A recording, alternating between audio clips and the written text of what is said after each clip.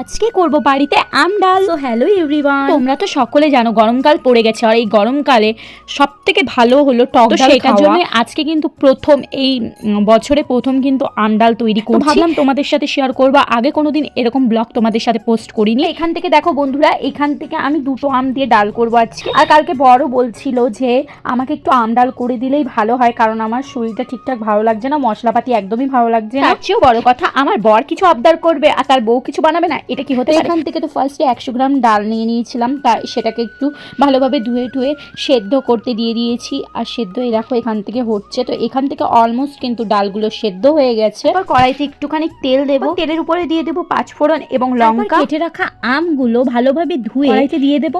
আমগুলো একটু ভাজা ভাজা হয়ে গেলেই তার মধ্যে ডালটা দিয়ে দেবো।